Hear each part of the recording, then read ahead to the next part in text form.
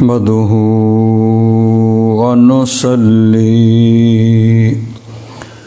ونسلم على رسوله الكريم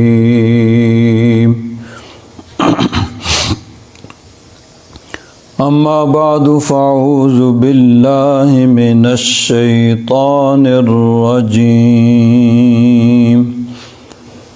بسم الله الرحمن الرحيم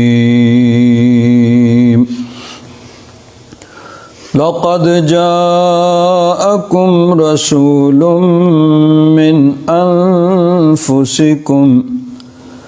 عزيز عليه ما عنتم حريص عليكم بالمؤمنين رؤوف رحيم فإن تولوا فقل حسبي الله لا إله إلا هو عليه توكلت وهو رب العرش العظيم آمنت بالله صدق الله مولانا العظيم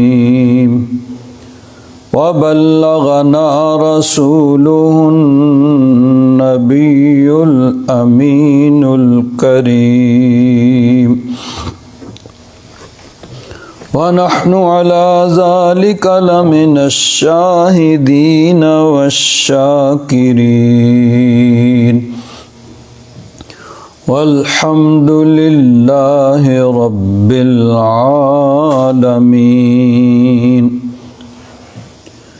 إن الله وملائكته يصلون على النبي يا أيها الذين آمنوا صلوا عليه وسلموا تسليما اللهم صل على سيدنا ومولانا محمد وعلى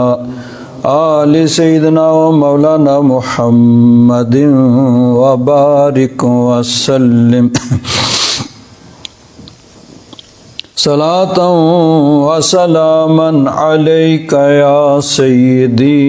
يا رسول الله وعلى آلك وأصحابك يا سيدي يا حبيب الله بلغ العلا بكماله كشف الدجى بجماله حسنت جميع خصاله صلوا عليه وآله يا صاحب الجمال ويا سيد البشر من وجهك المنير لقد نور القمر لا يمكن الثناء كما كان حقه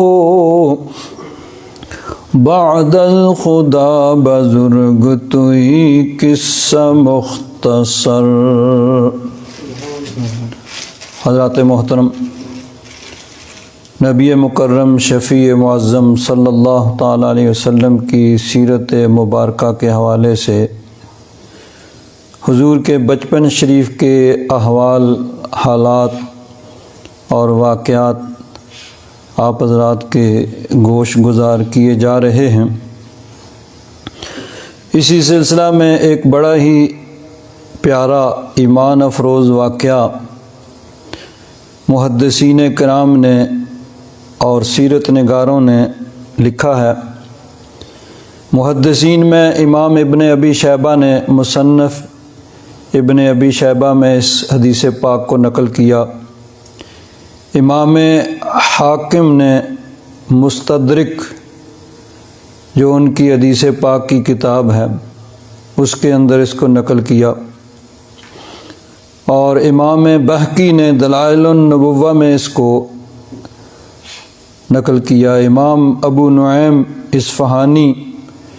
اور امام زرقانی یعنی آگے سیرت نگاروں نے ان احادیث مبارکہ کی کتب کے حوالے سے اس کو نقل کیا۔ نبی کریم صلی اللہ علیہ وسلم کے بچپن کا زمانہ ہے، اس میں چند اقوال ہیں کہ حضور کی عمر مبارک 12 سال تھی یا 13 یا 17، مختلف اقوال ہیں، یعنی بہرحال اسی بچپن کے دور کا واقعہ ہے۔ نبی کریم صلی اللہ علیہ وسلم کے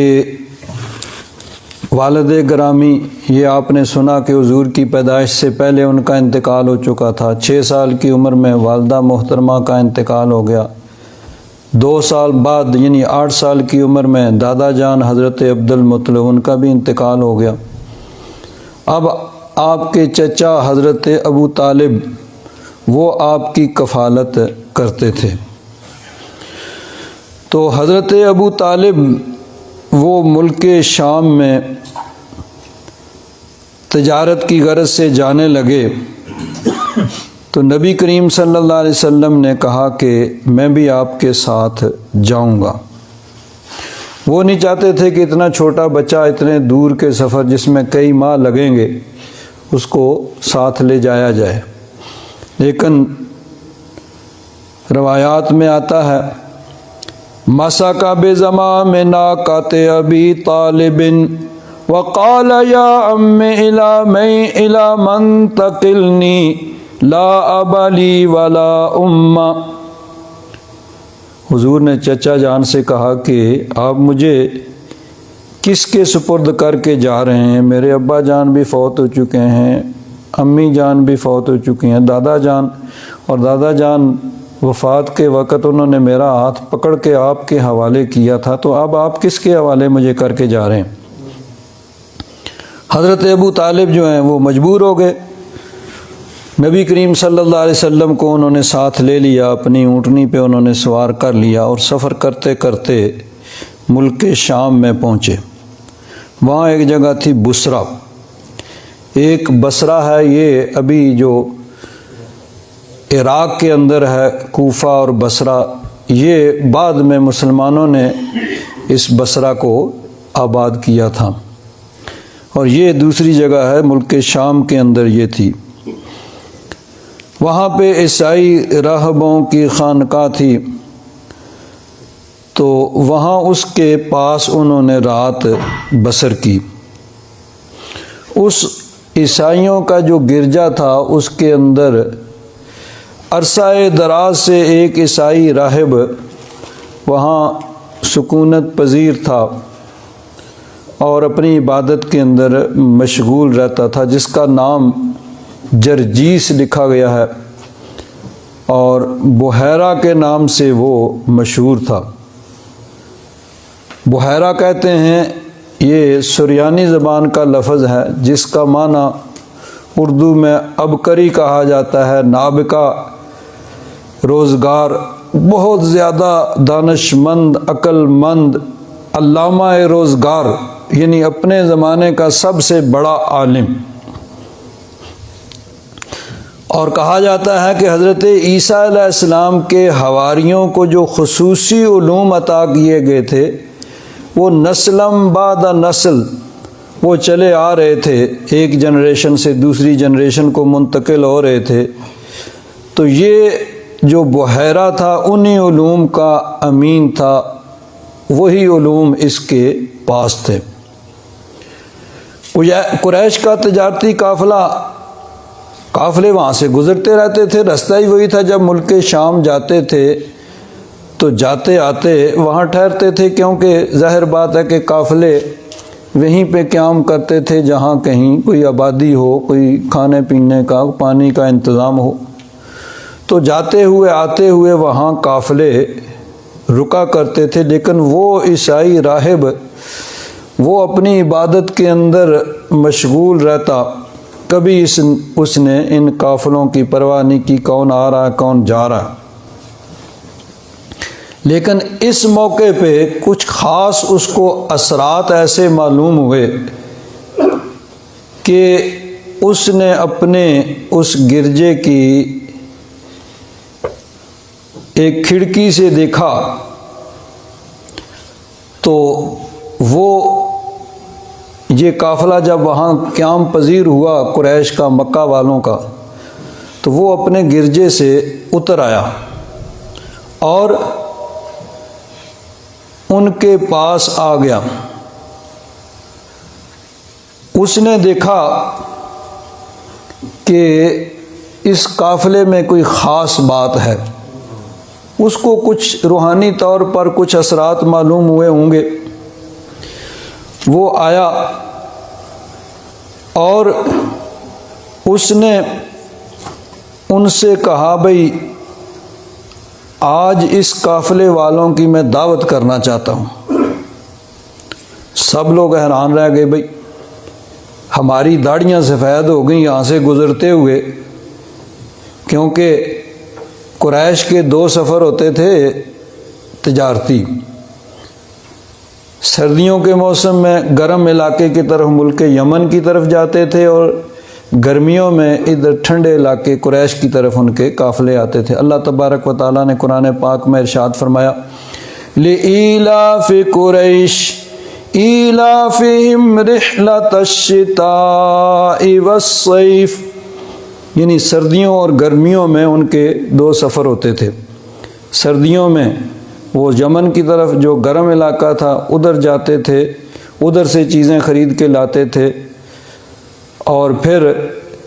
وہ سردیوں میں ملک شام کی طرف جا کے وہاں بیچتے تھے، وہاں کی چیزیں خریدتے اور پھر ملک یمن میں جا کے بیچ۔ تو وہ انہوں نے کہا کہ ہماری داڑیاں سفید ہو گئیں یہاں سے گزرتے ہوئے، یہاں ٹھہرتے ہیں ہمیشہ، کبھی نہیں یہ ہے، تو آج کیا ہوا ہے؟ تو انہوں نے بالآخر پوچھ ہی لیا، بھئی راہب صاحب کوئی خاص بات ہے؟ بڑا تعجب ہوا، بڑی حیرت ہوا ہمیں کہ ہمیشہ ہم یہاں گزرتے رہے ہیں، ہمارے باپ دادا یہاں سے گزرتے رہے ہیں، ہم بوڑھے ہو چکے ہیں، اس میں کیسے ایسے لوگ بھی ہیں جن کا یہاں سے گزرتے ہوئے داڑیاں سفید ہو گئی ہیں، لیکن کبھی آپ نے یہ کرم فرمائی نہیں کی، مہربانی نہیں کی کہ ہماری دعوت کی ہو، یا کبھی آ کے سلام ہی کیا ہو، کوئی پوچھ ہی لیا ہو بھئی کوئی چیز کی ضرورت تو نہیں، کھانا پینا، کچھ مسافر لوگ ہو، تو آج یہ اتنی کرم فرمائی، بات کیا ہے؟ اس نے بات کو ٹالتے ہوئے کہا بھئی نہیں کوئی بات نہیں ہے، بس تم لوگ ہمارے مہمان ہو تو مہمانوں کی خدمت کرنی چاہیے، اس لیے میں آج تمہاری دعوت کرنا چاہتا ہوں۔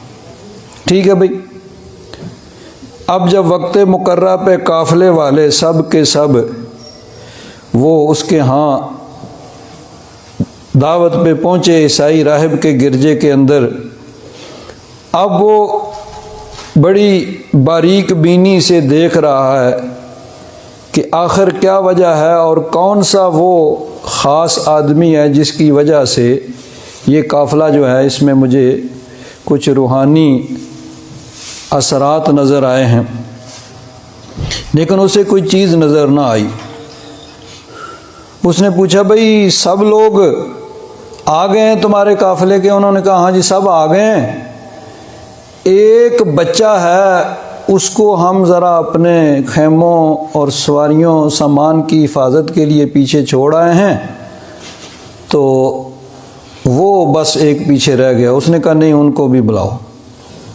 وہ بھی اس کو بھی لے کے آؤ، اس بچے کو بھی بلاؤ۔ چنانچہ حضور کے چچا حضرت حارث بن عبد المطلب، حارث بن عبد المطلب وہ حضور کو بلانے کے لیے لے گئے۔ جب حضور کو بلا کے لایا تو اس نے دیکھا ہے یہ تو وہی ہے جس کی وجہ سے یہ سب کچھ ہے۔ اب اس نے نبی کریم صلی اللہ علیہ وسلم سے دیکھتا رہا، سب جب کھانا کھا کے فارغ ہو گئے، رخصت ہونے لگے، تو وہ حضور کے پاس آیا اور آپ سے پوچھنے لگا اسألک بحق اللات والعزى الا ما اخبرتنی عما اسألک عنہ۔ اس نے کہا کہ میں لات اور عزا کی قسم تمہیں دیتا ہوں، اس کے واسطے سے تم سے میں پوچھتا ہوں کہ جو کچھ میں تم سے پوچھوں گا تم صحیح صحیح اس کا جواب دو گے۔ لات اور عزا یہ دو بت تھے جن کی پوجا کی جاتی تھی، مکہ والے جنہوں نے خانہ کعبہ کے اندر یہ بت سجا کے رکھے ہوئے تھے اور ان کی پوجا ہوتی تھی۔ خانہ کعبہ کے اندر انہوں نے 360 بت سجائے ہوئے تھے اور اللہ کے گھر میں ان کی پوجا و پرستش کرتے تھے۔ تو محدثین فرماتے ہیں کہ یہ اصل میں وہ امتحان کر رہا تھا کہ جس کو میں ڈھونڈ رہا ہوں کہ یہ واقعی وہی ہے، اگر تو وہ ہوگا تو وہ تو لات و عزا کا پجاری نہیں ہوگا، وہ تو اللہ تبارک و تعالیٰ کو وحدہ لا شریک ماننے والا ہوگا، اور اگر لات اور عزا کو پوجنے والا ہوگا تو چلو میری تسلی ہو جائے گی کہ جس کو میں ڈھونڈ رہا ہوں یہ وہ نہیں ہے۔ تو اس نے کہا کہ لات اور عزا کے واسطے سے میں تجھ سے سوال کرتا ہوں کہ میں جو تجھ سے پوچھوں گا وہ تو جواب دے گا۔ جب اس نے لات اور عزا کی قسم کھا کے حضور سے پوچھا تو نبی کریم صلی اللہ علیہ وسلم کا بچپن ہے، لیکن حضور فرماتے ہیں لا تسألنی باللات والعزا شیئا فواللہ ما ابغض شیئا قط بغضہا۔ حضور نے فرمایا میرے سامنے لات اور عزا کا نام نہ لے، یہ بت، یہ غیر اللہ، غیر خدا جن کی پوجا و پرستش کی جاتی ہے، تو ان کا نام میرے سامنے نہ لے۔ اللہ کی قسم مجھے سب سے زیادہ نفرت انہی بتوں سے ہے، سب سے زیادہ میں ان بتوں سے نفرت کرتا ہوں، کسی اور چیز سے اتنی نفرت نہیں جتنی ان بتوں سے مجھے نفرت ہے۔ فباللہ، اب وہ پھر اس نے کہا واقعی میرا جو قیاس ہے وہ درست ہے اور میری تحقیق درست سمت میں جا رہی ہے۔ اب اس نے کہا بحیرہ راہب نے فباللہ الا ما اخبرتنی اما اسألک عنہ، اب اس نے کہا اللہ کی قسم کھا کے میں اللہ کا واسطہ دے کے تجھ سے پوچھتا ہوں کہ جو میں پوچھوں گا تو اس کا جواب دے گا۔ حضور نے فرمایا ہاں۔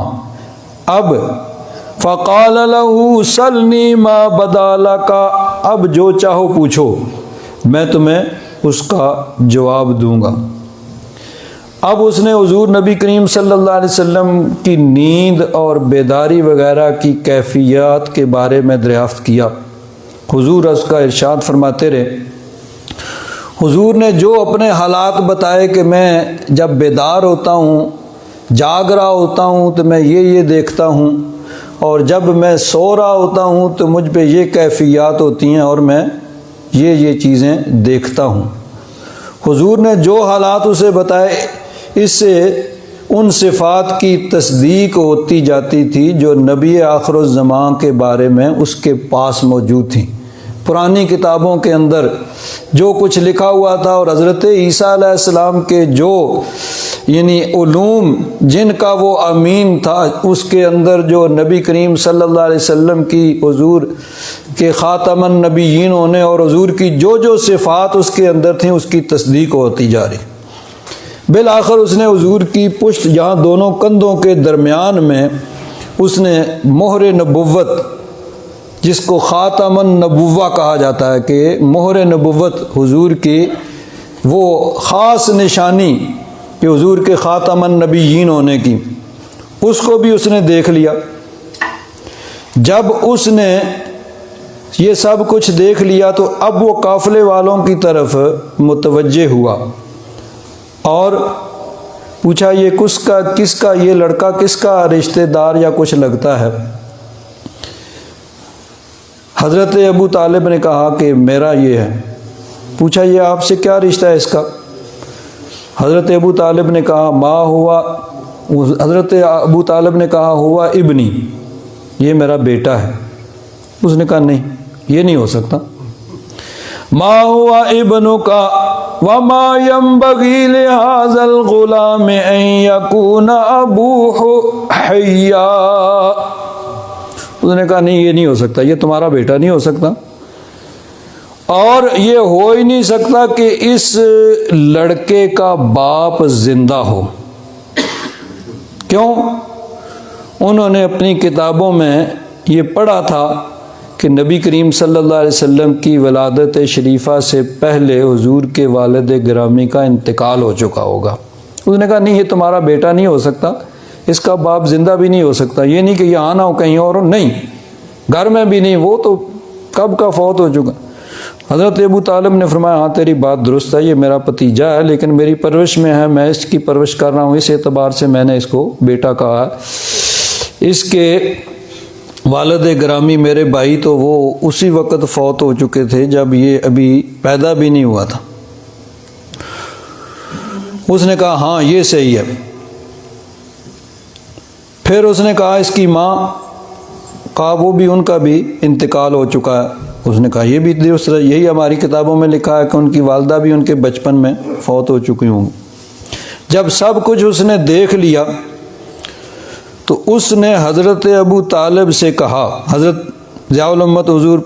حضرت پیر کرم شاہ صاحب رحمۃ اللہ تعالیٰ علیہ فرماتے ہیں،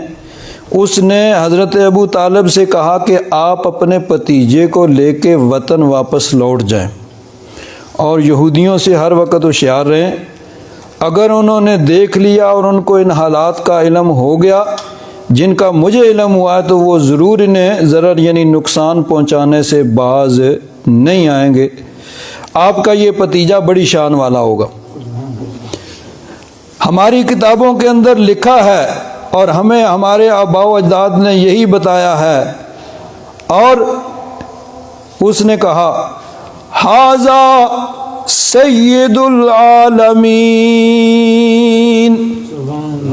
یہ صرف مکہ والوں کا سردار نہیں ہے، یہ صرف عرب والوں کا سردار نہیں ہے، بلکہ عالمین، عالمین میں انسان، جن، فرشتے، نباتات، جمادات، حیوانات، اللہ کی ساری مخلوق عالمین کے اندر آ جاتی ہے۔ اس نے کہا ھذا سید العالمین، ھذا رسول رب العالمین، یہ رب العالمین کا رسول ہے، ھذا یبعثہ اللہ رحمتا للعالمین، یہ وہ ہے کہ جس کو اللہ تبارک و تعالی رحمت للعالمین بنا کے مبعوث فرمائے گا۔ قریش والے تو پہلے ہی حیران تھے کہ یہ راہب صاحب پہلے کبھی انہوں نے مہربانی نہیں کی، ہم یہاں سے گزرتے رہتے ہیں، عرصہ ہو گیا، کئی لوگوں کی داڑھیاں سفید ہو گئی یہاں سے گزرتے ہوئے، تو کبھی انہوں نے باہر آ کے حال احوال پوچھنا بھی گوارا نہ کیا، اور آج اتنی مہربانی کہ دعوت کر رہے ہیں، اور پھر آگے یہ کچھ کہ یہ لڑکا جو ہے، یہ بچہ جو ہے ابھی چھوٹی عمر ہے اس کی، اور کہہ رہا ہے کہ یہ اللہ کا رسول، سارے جہانوں کا سردار ہے، اللہ تعالیٰ تمام جہانوں کے لیے رحمت بنا کے اس کو مبعوث فرمائے گا۔ فقال له اشیاخ قریش ما علمک، انہوں نے کہا تجھے کیسا پتہ چل گیا، ہمارا یہ اپنا خاندان کا ہے، ہمیں تو علم نہیں، تجھے کیسے؟ تو اس عیسائی راہب نے کہا قال انکم حین اشرفتم من العقبۃ لم یبق شجر ولا حجر الا خر ساجدا، یہ تھی وہ چیز جو اس نے دیکھی تھی، جس کی وجہ سے وہ اپنے گرجے سے اتر کے آیا تھا اور دعوتیں کر رہا تھا اور سب کچھ یہ تھا۔ اس نے کہا کہ جب تم اس گھاٹی سے آئے نا تو میں نے دیکھا کہ کوئی درخت یا کوئی پتھر نہیں بچا، لیکن سب کے سب وہ سجدے میں گر گئے۔ لم یبق شجر ولا حجر الا خر ساجدا ولا یسجد الا لنبی، اور یہ جو ہے نا، یہ درخت اور پتھر، یہ جمادات، یہ نبی کے علاوہ کسی اور کو، یعنی اللہ کو سجدہ کرتے ہیں، اللہ کی عبادت کرتے ہیں اور اللہ کے نبی کی تعظیم کرتے ہیں۔ انسان کوئی بڑے سے بڑا بادشاہ آ جائے، درخت نہیں اس کی تعظیم کرتے، انسان ہی کرتے ہیں۔ انسانوں کو چلو بھائی کھڑے ہو جاؤ سارے، بادشاہ سلامت آ رہے ہیں، درخت نہیں، پتھر نہیں،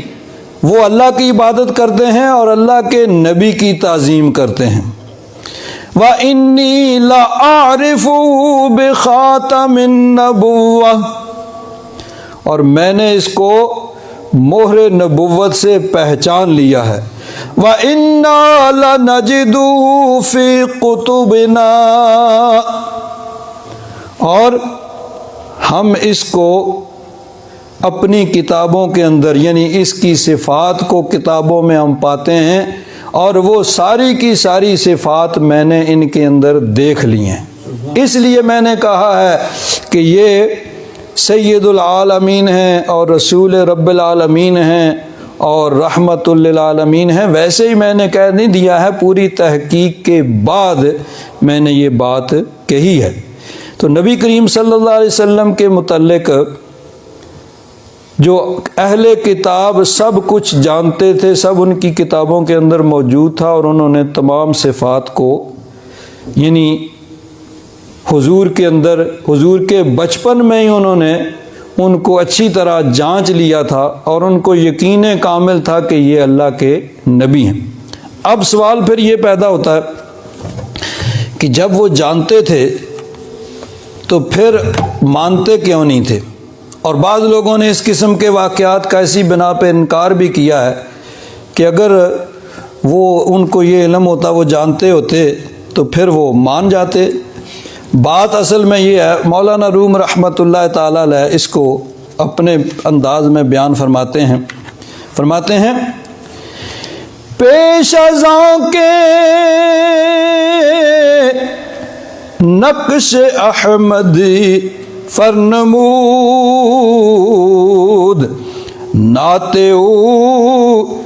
ہر گبر را تعویذ بود۔ فرماتے ہیں حضور کی تشریف آوری سے پہلے جتنے اہل کتاب ہیں نا، وہ سب کے سب نبی کریم صلی اللہ علیہ وسلم کا نام انہوں نے تعویذ بنایا ہوا تھا۔ کی چنی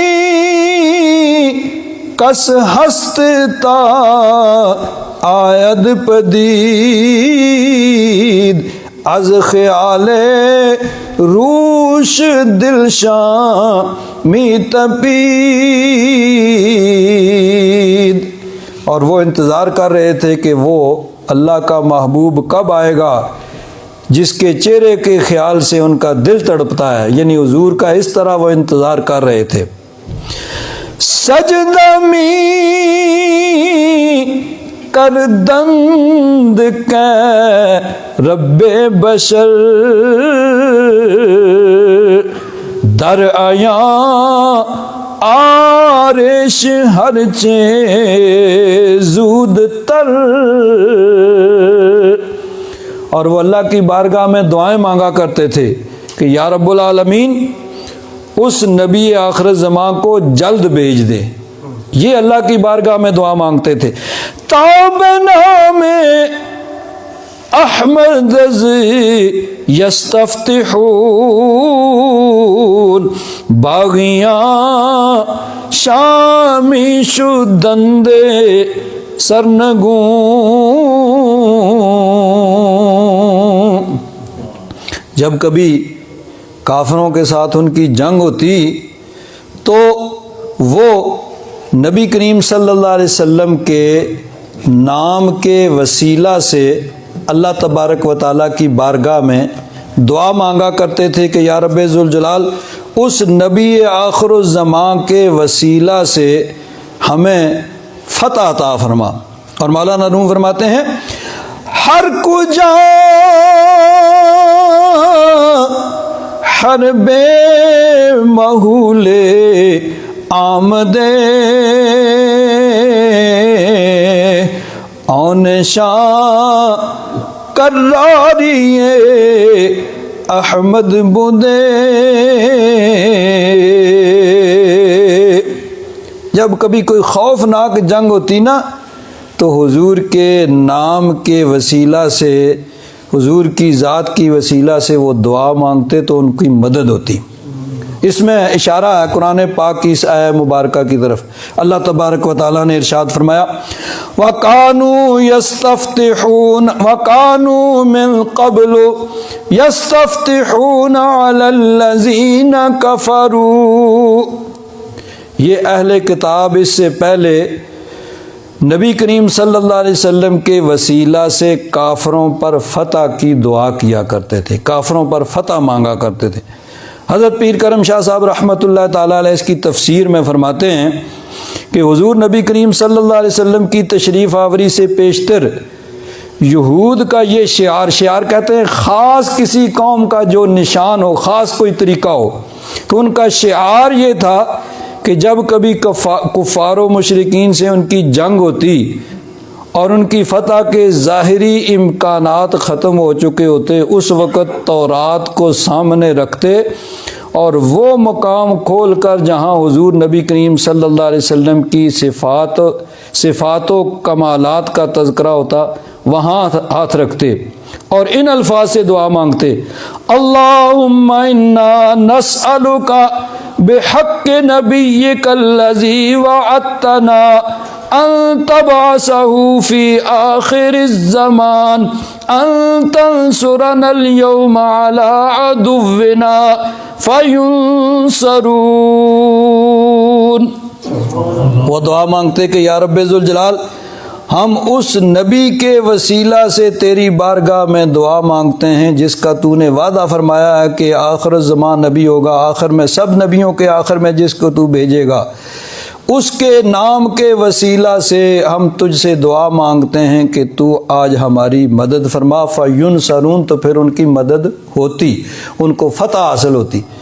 تو اس وقت تو یہ کرتے تھے، لیکن جب حضور کی تشریف آوری ہوئی تو پھر کیا ہوا؟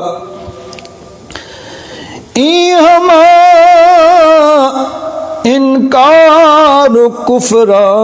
زاد شان چو درآمد سید آخر زمان، اور ہما تعظیم و تفخیم و وداد چو بدیدن دشب صورت بردباد۔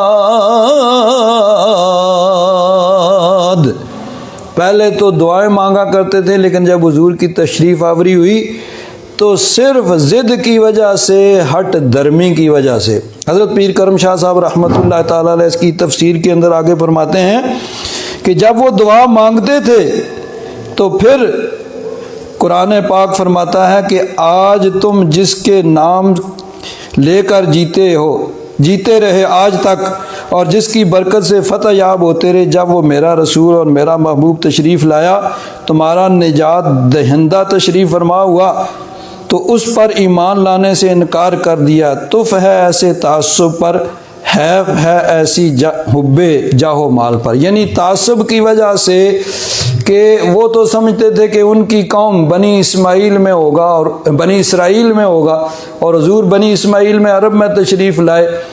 تو اس تعصب کی وجہ سے انہوں نے